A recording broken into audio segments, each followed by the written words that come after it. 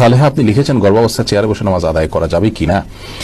আল্লাহ সূরা বাকারার 286 নম্বর আয়াতে বলেছেন, লা ইউকাল্লিফুল্লাহু নাফসান ইল্লা উসআহা, মানুষকে আল্লাহ তাআলা তার সাধ্যের বাইরে কোনো কিছু চাপিয়ে দেন না। ইমরান ইবনে হুসাইন রাদিয়াল্লাহু তাআলা থেকে একটা হাদিস বর্ণিত হয়েছে সহিহ বুখারীতে। তিনি একবার নবী সাল্লাল্লাহু আলাইহি ওয়াসাল্লামের কাছে বলেছেন, ইয়া রাসূলুল্লাহ, আমি এমন একটা রোগে আক্রান্ত যে রোগটা আপনার আমরা যেটাকে একশিরা বা যেটাকে আপনার পাইলস বা এই জাতীয় অ্যানাল ফিসার জাতীয় রোগ বলতে পারি, এরকম একটা রোগের কথা তিনি বললেন।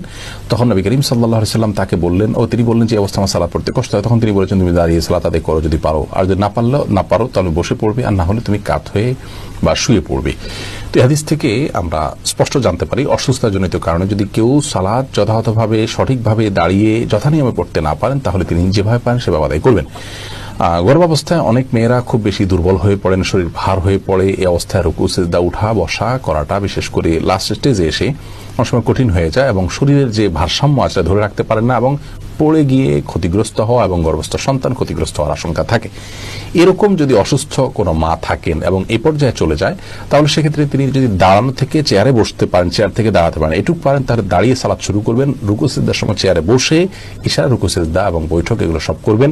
আবার পরবর্তী রাকাতের জন্য তিনি দাঁড়িয়ে যাবেন যদি এটা তিনি করতে পারেন। আর যদি এটুকু কাজও তার জন্য রিস্কি হয় বা কষ্টকর হয় বা দুঃসাধ্য হয়, তাহলে সেক্ষেত্রে তিনি চেয়ারে বসেই সালাতের শুরু থেকে শেষ পর্যন্ত সালাত আদায় করতে পারবেন। আর যদি এরকম সমস্যা না থাকে, নিছক আরামায়েশের জন্য, নিছক তথাকথিত আপনার ভয় বা রিস্ক, যে রিস্কটা আসলে ওরকম জোরালো কোনো রিস্ক না, এরকম মনে করে তিনি চেয়ারে বসে সালাত আদায় করেন, তাহলে কিন্তু সালাত হবে না।